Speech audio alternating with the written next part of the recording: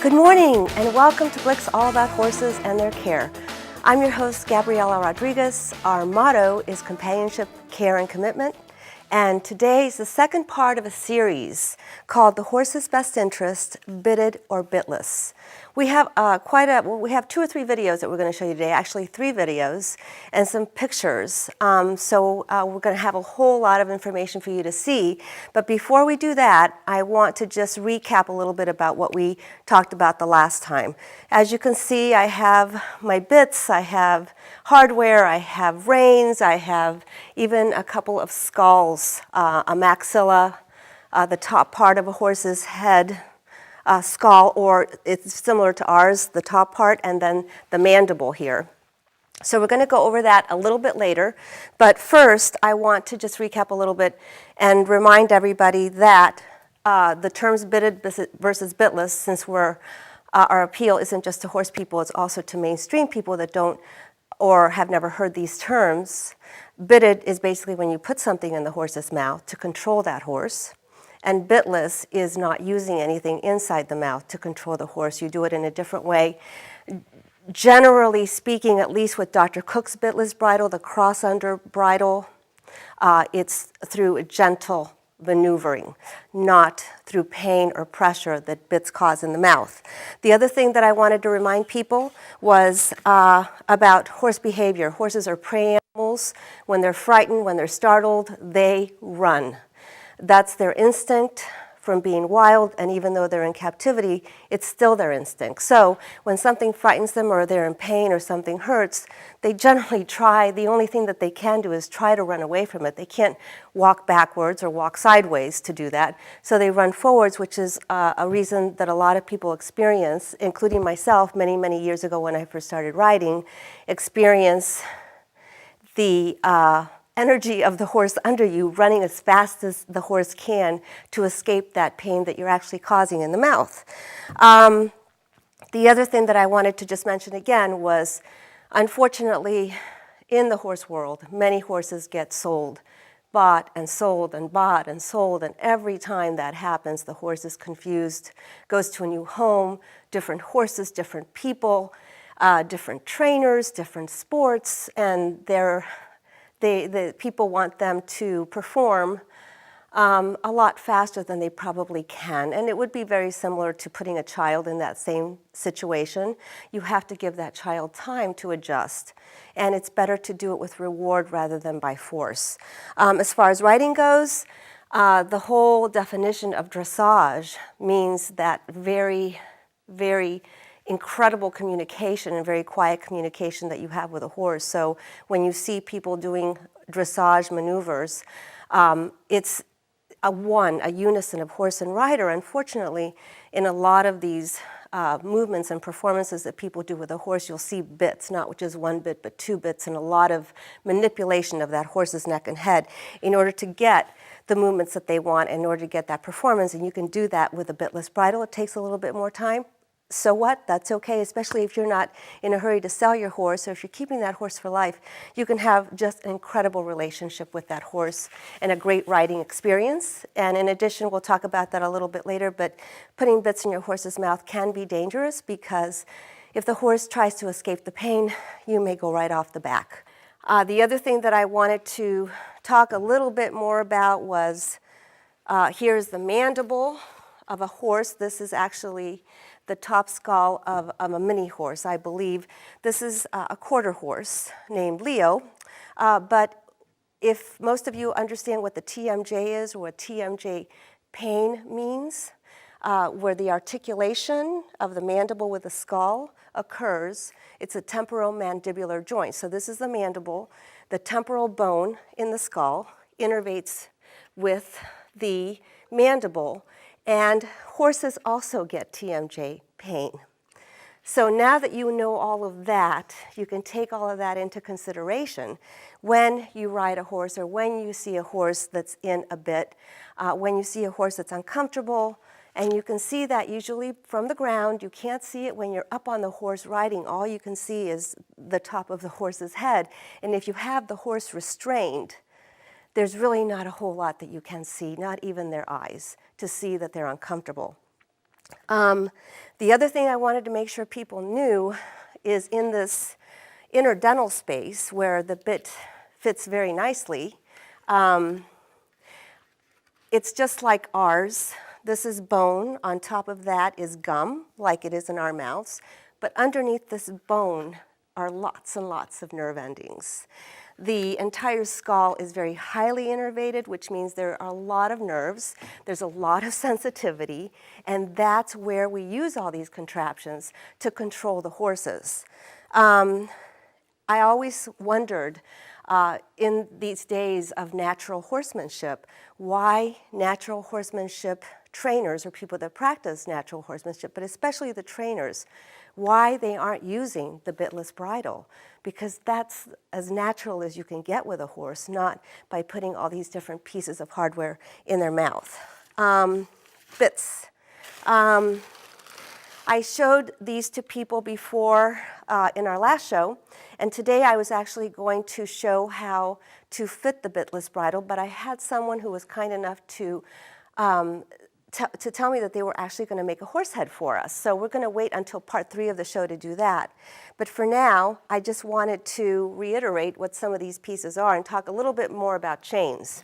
So we have, the bits generally come into 2 categories: the curb bit, which works through leverage, okay,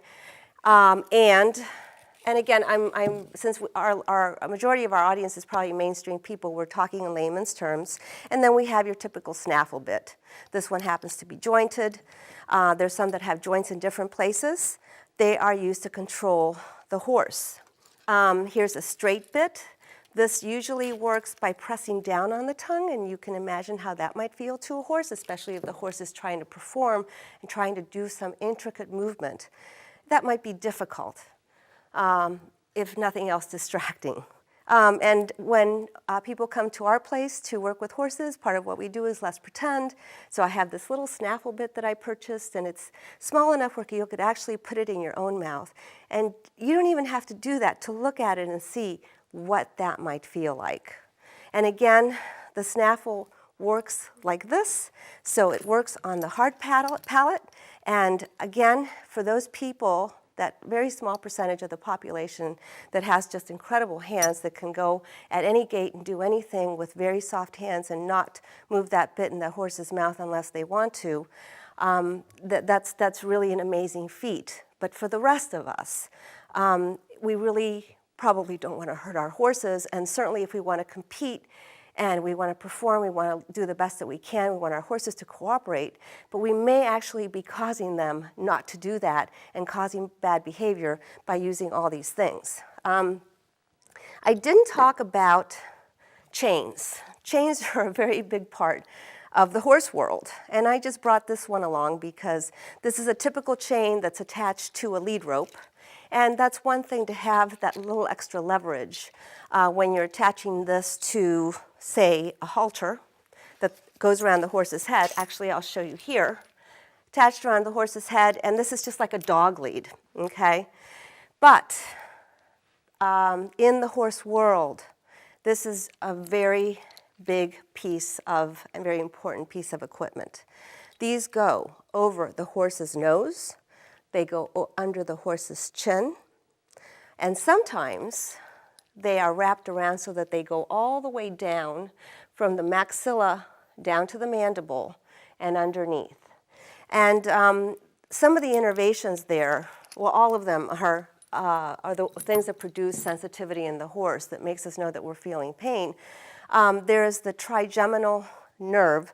It's actually 3 different nerves. It's the ophthalmic nerve, the maxillary, and the mandibular.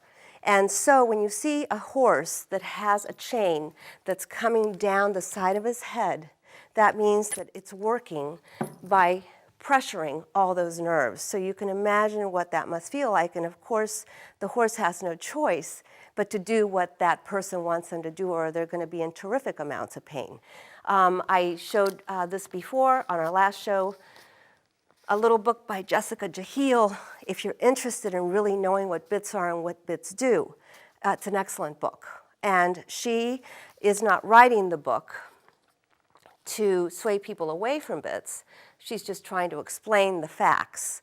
But it was interesting when I read it, and this is many, many years ago, that she talked a lot about leverage, and she talked a lot about severity. Severe was a word that I heard over and over and over.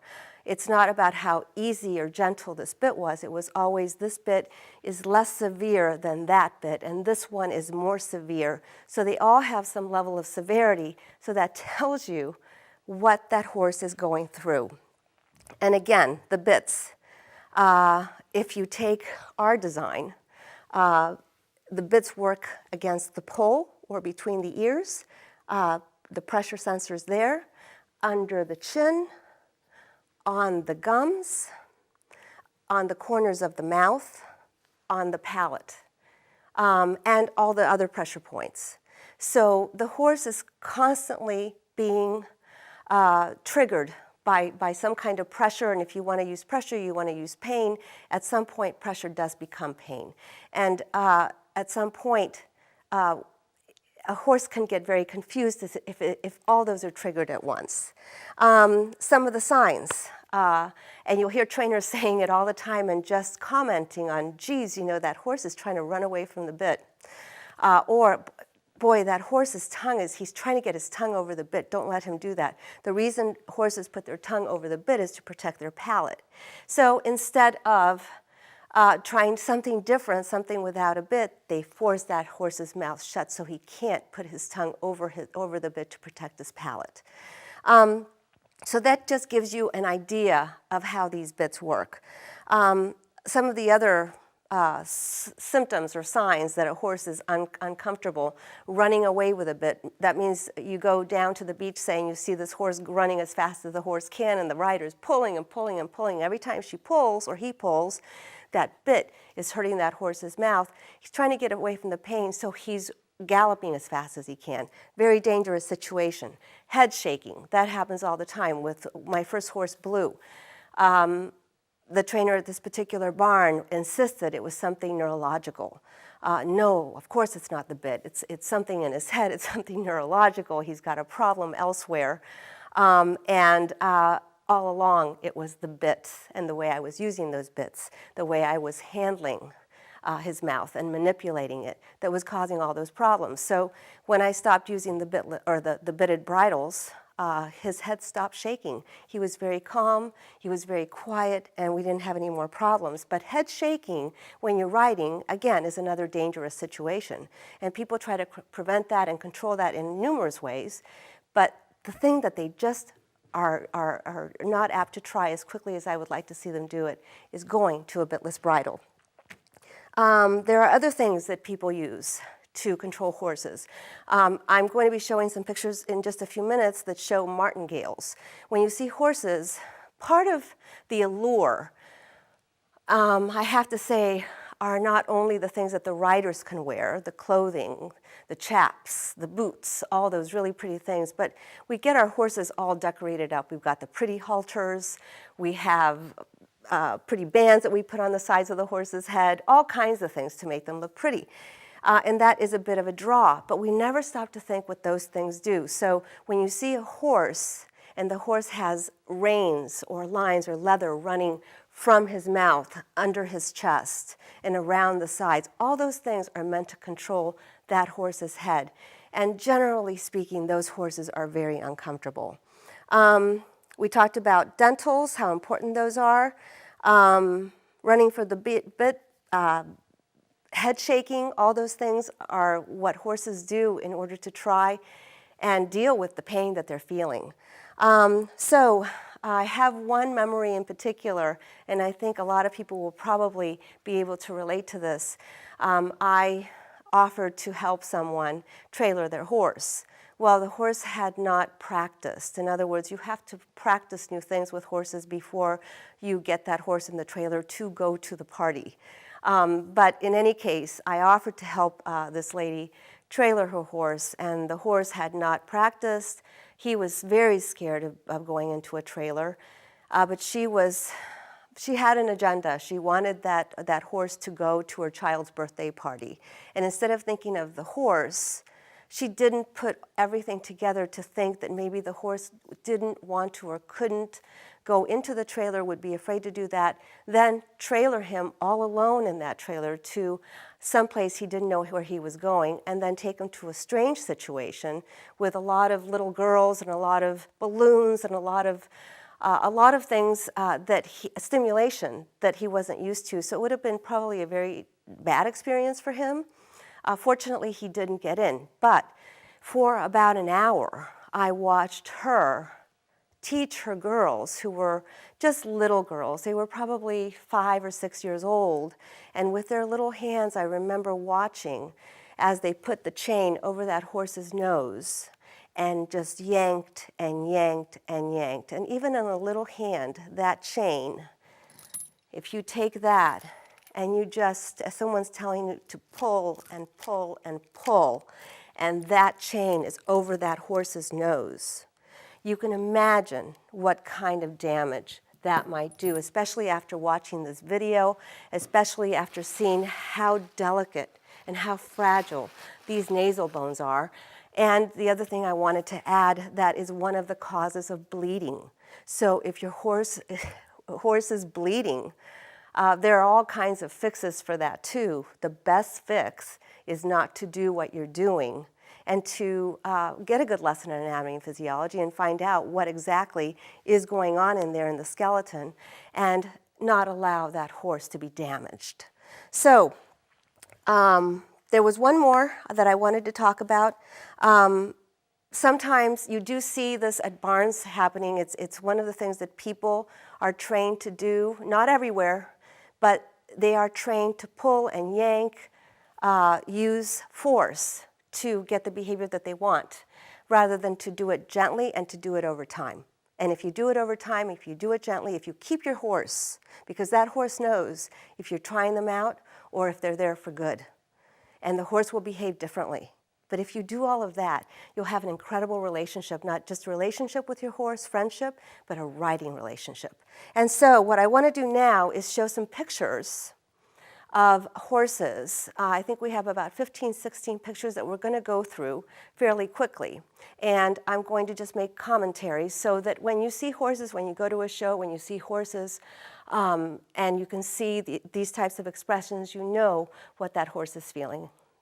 So this is one of my favorite pictures, and this is something that all of us should aspire to. It's interesting when I hear people saying, you know, my horse just isn't challenging me anymore. I need to get another horse. I need to upgrade. A lot of times, I've said this before, people and trainers are very faulty of doing this, is comparing horses to cars. Horses are as challenging no matter what age they are. You can ride bareback, but this is just amazing, but it shows you what you can do. I can do it if I work hard enough at it, you can do it too. I'm not saying everybody should go out and try to jump without something over their horses, some type of headgear over their horse's head. And not everybody can get to this point. But if you can learn how to balance yourself on your horse and do different things, you'll have a wonderful seat. But this is actually a possibility. And the next picture shows something similar. Now we have flags, and you see the horses aren't nervous or aren't scared. They're very free. Their mouths are closed because, remember, the horse cannot breathe through their mouth. We can, but their anatomy is different, so they cannot. The only way they breathe is through their nostrils. So generally you see horses and their mouths are closed. And then the next picture is my favorite, and this is Linda Tellington-Jones, and she is an inspiration to all of us. And that's her recently. What the horse has around his neck is just something, you know, that's a good thing to have. I use that too when I go ride on the beach. I put something around my horse's neck just in case I need something to hold on to. But if you become a good rider, and especially if you use a bitless and you're not depending on control of that horse's head and neck, you can do something like this, and you can do it on the ground or just walking or trotting and try different gaits. The next picture, this is a natural bend. It's interesting. People want their horses to look like this all the time. Whatever breed they are, whatever, well, not whatever sport, but particularly with dressage, they want that neck bent over. Beauty's in the eye of the beholder, but this is what people think a horse should look like, because that's how beautiful they are, and they're going to make that horse do that no matter what. And this is a natural bend, but you can see the horses are standing still. They're not going around in a trot, they're not going around in a canter, they're just standing there. Okay, next picture. This is a horse that is being ridden in a bit. The gait looks like it's just a fast walk there. Perhaps he's going into a trot. But this is a horse that has a natural bend, and even though she has a bit in that horse's mouth, she's doing a pretty good job with it. I don't know if the job that she would be doing at a higher gait or doing something like jumping would be the same. I don't know what would happen to her hands, but one of the reasons I put this picture up, because I want people to see a natural bend. You don't see that nose forced right into the chest. Okay, and then the next picture. This is a completely different horse. The horse that I'm sitting on, the white horse, has Dr. Cook's Bitless bridle on, but you can see his mouth is closed. We are just standing, but he is a thoroughbred, so different breeds do different things. Thoroughbreds learn from the very beginning, if they're racing, which this horse did, to stick their nose out and run as fast as they can. You've heard that saying, he won by a nose. But then after they race, they're made into riding horses, and then all of a sudden that person thinks they're so beautiful they want to make them a dressage horse. And some horses cannot do that, and you should not force them to do that. This is the way this horse's head should be. He's not going to curl it in like the previous picture of that warm blood. Okay, and then the next picture. I found this picture, and I wanted to make sure that I put it up there. The credit is there. I hope you can see it. The horse, the white horse and the brown horse. If you look at the two horses, you see two different expressions, and you see two different head styles. The riders, both of them look fairly comfortable, but the brown horse does not. And if you can take a look at this and magnify it and see it up close, you'll see that that horse is straining. The horse's head is way too deep, way too in. The horse's mouth is slightly open. He is very uncomfortable. Whereas the white horse has a very smooth, natural gait. And we're not judging these people as equestrians. We're just judging what they have, the horses have in their mouths and how they're responding to that. So the white horse looks much freer, and he has a freer gait. The brown horse looks like he's struggling. Then in the next picture, unfortunately, you see a lot of that in shows. In the next picture, there's that white horse with a very free gait, and he looks comfortable. I mean, and you don't have to know anything about horses to see that that horse is very happy and he's enjoying what he's doing. He also doesn't have a bit in his mouth. Okay, and then the picture after that, we see another horse. Okay, you can probably see this in the horse's eyes. Now, she can't see it. She's a young rider. She's a very good rider. She has no idea what's going on with her horse. She has no idea why the horse isn't behaving. She has no idea why the horse isn't cooperating. But when you see everything that she has in that horse's mouth, and that is done through the trainer who trained her and the horse and suggested that she use what she's using, then you can understand why the horse feels uncomfortable, and the horse is just standing. The horse isn't going anywhere, and the horse is already uncomfortable. The bend in his neck is unnatural, and it doesn't make for a good situation. Unfortunately, this is what you see a lot, and people not knowing any better think that it's okay. But you have to look at that horse's expression. You just let your instinct tell you what that is. Okay, and then the next picture.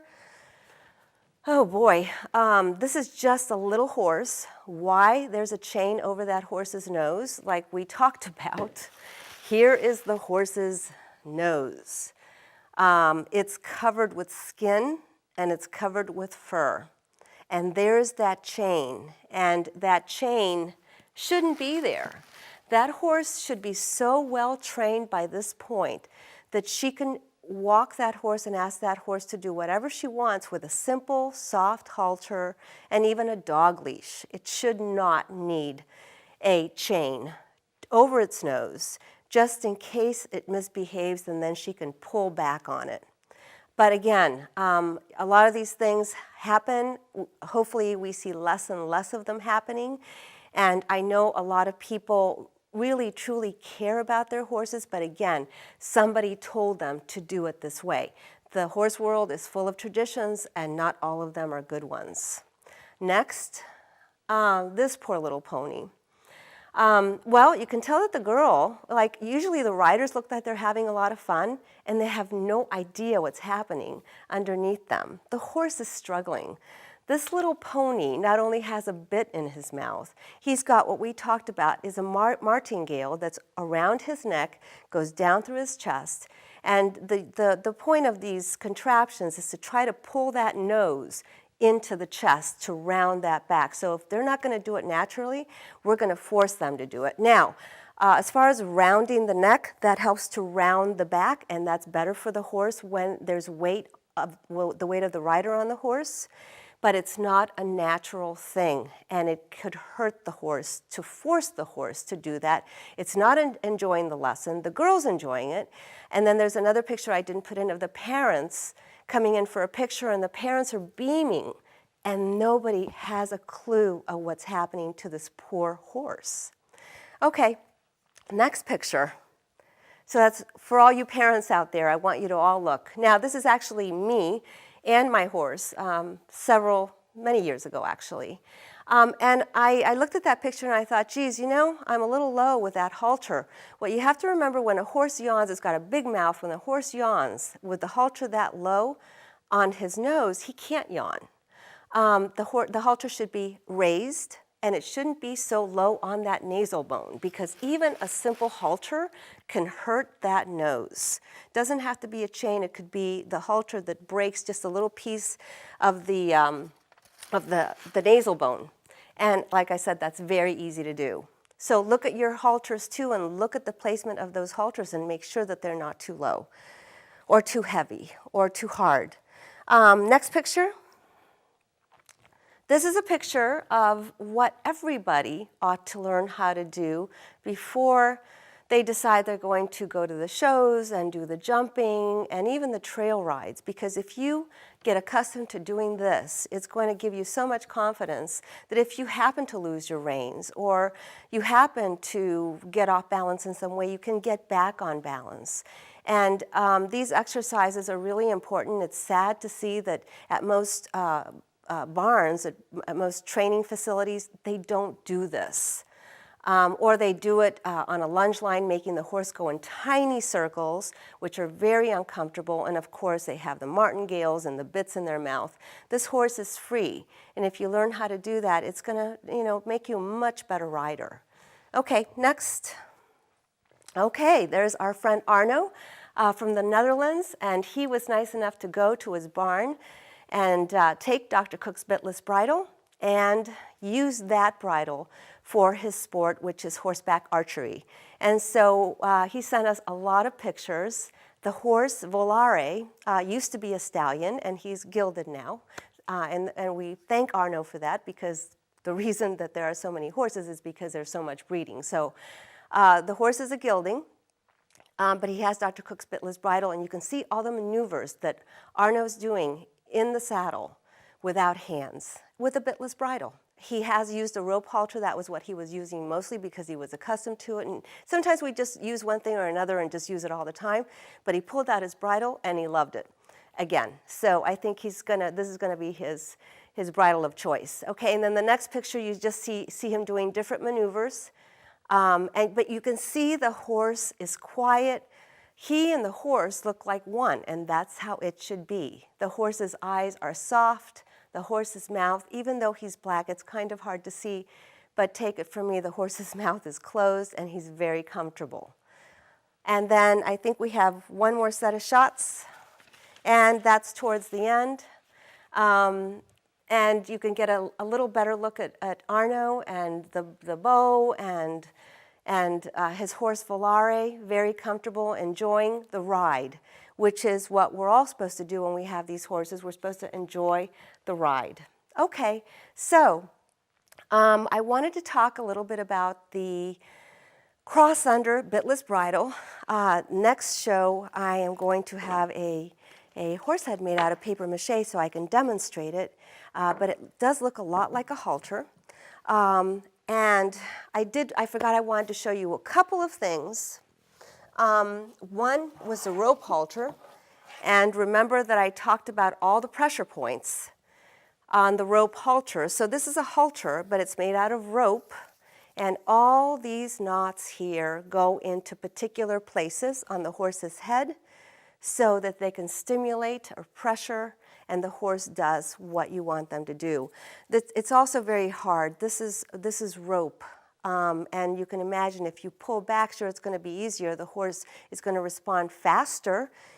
Sometimes that's what we want. We want the horse to respond faster. We forget that we want to work with that horse, and we want to give it the time and give us the time to get adjusted to new things. And I found this, and I was talking about bozels or bozels, which was the original hackamore. This, as you can see, I mean, you look at it and you think, well, why would anybody use anything like that? This goes right on the nose, and they're shaped to fit exactly how that horse's nose is. But it is very, very hard. It wouldn't take a whole lot to break part of that nasal bone with something like this. So, you know, it's a situation where the same things have been done over and over and over again for so many years that it's time to do something new. I wanted to mention Dr. Cook's Bitless, or one of the books that he wrote, Metal in the Mouth. You can look up Dr. Cook's site. You can find the book. There are 100, and he was even surprised to find that there were that many behavioral issues that had to do directly with the bit.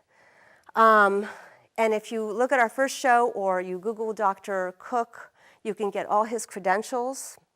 The way you stop a horse with a bitless bridle is with time and with practice. You don't go out on the trail or go out jumping with a bitless bridle with anything new. You get into an environment that's closed, that's safe, and you work there for a while. And that could be days before you go out and do anything else. It's very hard to get your horse used to something new. It's good if it's the same rider and there are a lot of other things that aren't variables, that everything's the same, so the only thing that's new is something that you're using as a headpiece. But you have to really understand and give the horse time to adjust to these things. What I want to do now, this is a video about an experiment that Dr. Cook did in Kentucky. I believe this was in Kentucky. It's called the Chaw experiment.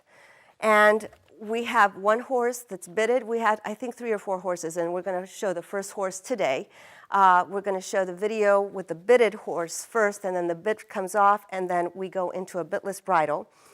This was done at the Certified Horsemanship Association, the International Conference, in October of 2008. Each session took 4 minutes, and Dr. Cook introduced it, but if you get a chance to get on the internet and see his introduction, it's very interesting. He talks about experiments, scientific experiments. He talks about variables, about hypothesis, and about proving and disproving. And we're actually disproving that there aren't changes in horse behavior when we take the bit out of the horse's mouth, or at least that's what we hope that we're going to find. These are horses that have never used a bitless bridle before. The first horse, before we start, the first horse, the history on him is he is an 11-year-old. That means that he's probably been ridden, for people that don't know, since he was 2 or 3, very young. We don't know what happened in the beginning of his life. He's had several owners, but the current owner has had him for 4 years. Hopefully she keeps him. Well, this says actually 12 years old, but 11, 12, it's about the same thing. His name is Doc. He's a quarter horse thoroughbred mix. He had been used for eventing, which is a very fast sport for people that don't know that, including jumping. He was thought to have had EPM at some point in his life, and for those of you who don't know what EPM is, it's a bacterial infection. We thought it was caused by opossums, but now it seems that it could be caused by other wildlife, and it's the fecal matter. So when these animals go to the bathroom and there's anything in the hay, in the grass, and a horse starts nibbling on grass and gets into that, they could come up with some very severe neurological problems, which is why it's a very serious thing. And now there is a connection between EPM and barn cats. So as they do more research on this, hopefully we can find out how to prevent this from happening. But so that I'm saying that the horse may have had neurological problems, so that's why they're thinking that perhaps he's having trouble with the bit. He's stiff throughout his head and neck, you know, and that, yes, it could be due to other things, but when I hear stiff throughout head and neck, the first thing I think is that bit. And he's quick when jumping, but otherwise regarded as lazy. Now, I don't like it when people call horses stupid because they're not, and I don't like it when people call horses lazy because they're not. Horses' instinct is to conserve energy, no matter when. In the summer, you never see horses running or galloping in the summer in 90-degree heat and humidity. They stand and conserve energy and stay cool. In the wintertime, it's the same thing, except for a gallop or a little run that they take now and then. They stand and they're quiet and they conserve their energy, again, because, as Dr. Dwyer mentioned earlier, their instinct as flight animals is to run if anything should threaten them. So it's not lions and tigers anymore for these horses in captivity, but it's many other things. It could even be the moose flies or the horse flies in the summertime that we get. They stand still, if you ever watch them, hoping that those flies don't see them. And sometimes it's true because a lot of these flies hunt by sight. Okay, so I wanted to explain the lazy term because the horse is not lazy. And if the horse is acting lazy, perhaps the horse is in pain. You have to rule all that out before you start using new things to try and get that horse to perform. So let's see that video. And the first one we're going to see is the horse with a bit in his mouth. 4, rooted a bit, and opened mouth. Transition to walk, 5, on forehand.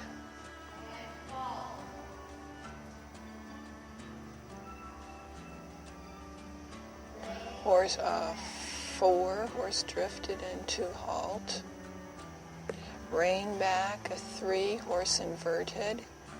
Above bit, opened mouth. Walk will give a 4, opening mouth. Working trot, fairly prompt, counter bent, a 4.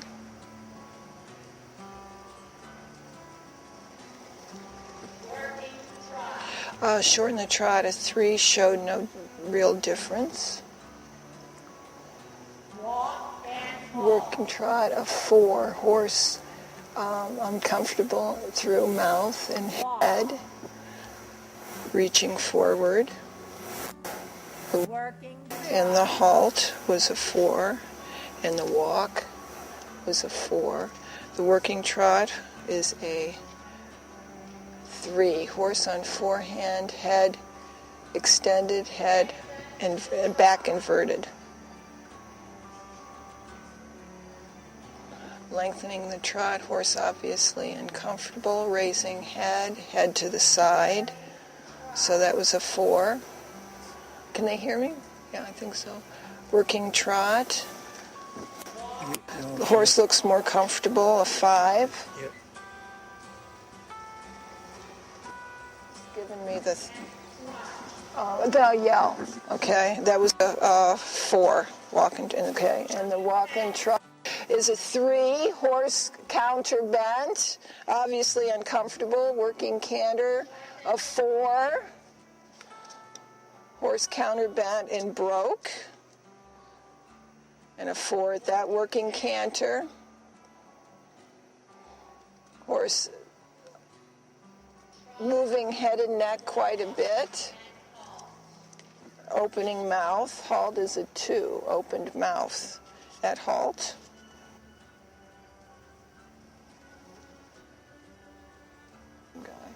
A 2, horse above bit, opening mouth, obviously uncomfortable. Mouth still open, horse inverted, a 2. Horse counter bent, a 2. Tossing the head. Uneven contact because of movement of head, a 3. That working canter was also a 3. The walk, trot, halt, a bit better, a 4. Horse still opened mouth. And the dismount was a 5. Okay, horse more comfortable. So, could you hear my comments at all? Okay, so what I was seeing while they changed to the other bridle, and I know a lot of you were seeing this also, is the horse obviously looked fairly fussy, didn't he, in his mouth, okay? Most of the transitions, he opened his mouth. He was what they call rooting. So he was unhappy with the contact, so he was rooting forward into contact on the transitions, and that's obviously kind of a self-defense maneuver on the horse. On the down transitions, from canter to trot, trot to walk, walk to halt, he raised his head and was inverted. He dropped his back and was inverted. So he looked to me, and I'm entirely partial on this whole thing, but he looked to me very uncomfortable in his mouth on all these transitions. So even if the rider was trying to do a really nice job and have soft hands, it looked like there was some resistance there from the horse. So those were my marks. I'm sorry this isn't going through. So what I'll do is a little synopsis after each test so you can hear me.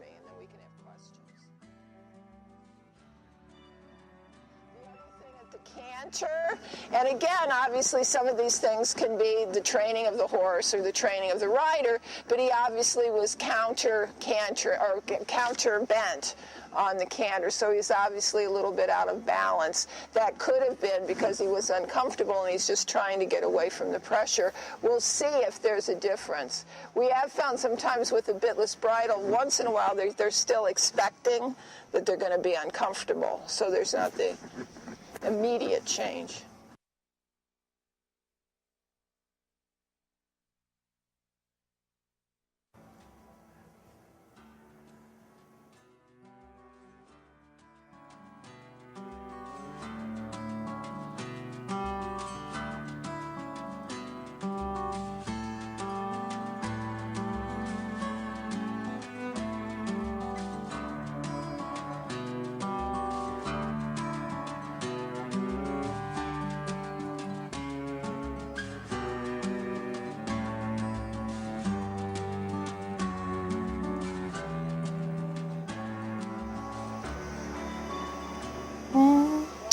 Five, horse not as above bit, going more into contact. 5 on the walk, mouth still. A 6 on that, horse looks much happier in his mouth. Rein back is going to be an 8, much improved. Horse kept back up. Walk transition, much improved. Head bobbing a little, but a 7 on that. Working trot is going to be a 7. Horse went more smoothly into the trot. 7 on the short and the trot. I saw a difference in the rider, and the horse is responding to the rider's rein without being resistant. Working trot is going to be a 7. Again, showed a difference. Horse much better balanced. 8 on the walk and halt, horse much happier. The walk, we're just going to 6 on that because the horse wasn't as balanced. The working trot, horse more regular, a little more forward, a 6.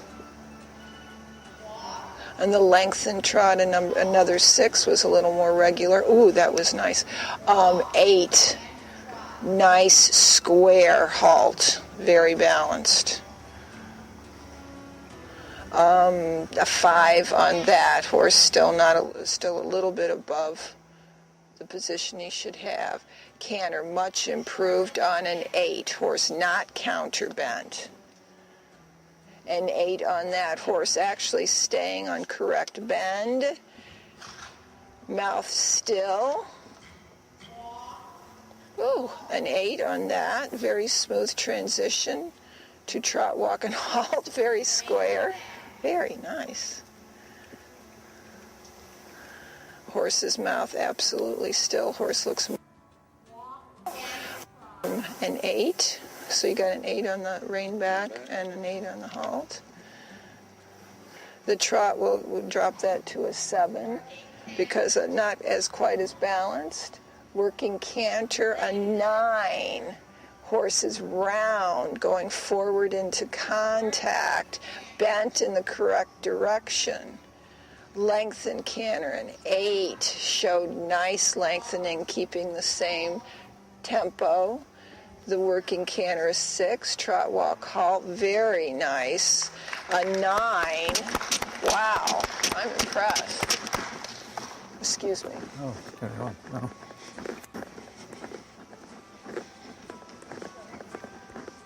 Now the comments I'm making are going on the tape. That's why you guys can't hear him. But I was impressed with this because the first time he just looked uncomfortable, didn't he? He looked like he wasn't enjoying himself. On the transitions, he was always above the bit, trying to escape the pain, I would think, inverting. I'm amazed myself at those canters. Because the other canters, he was counter bent. He wasn't looking where he's going. Same rider, 4 minutes later, and he's bent in the correct position. So I'm a novice in learning about all this, but that was really impressive. So I don't want you to think when I'm coming out here, I'm, jiggling the scores to go one way or the other, but you can't not see that. So that was really nice. Doc all day like I have been. Doc is the horse that Julie Goodnight was referring to earlier.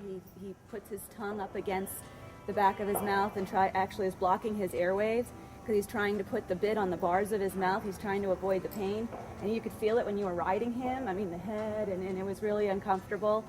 But as soon as the bitless bridle was on, I was saying he stopped so fast, I had to get my seat ready.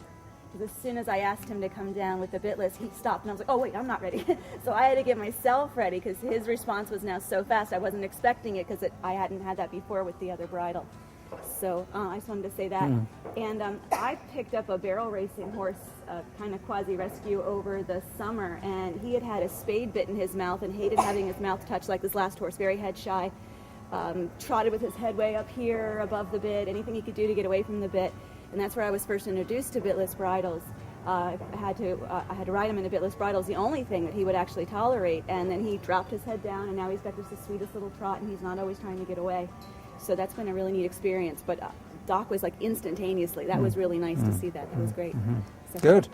Thank you. Rhea. National judge, and we had Dr. Cook, but you can judge for yourself. And it was all accomplished with Dr. Cook's cross-under bridle. And may I also say that this is the only cross-under. We'll explain what that means in part 3 of Bitted or Bitless. And so join us next time. Thank you for joining us today. This is Gabriela Rodriguez, your host, reminding you to enjoy your horse, care for your horse, and keep your horse. See you next time.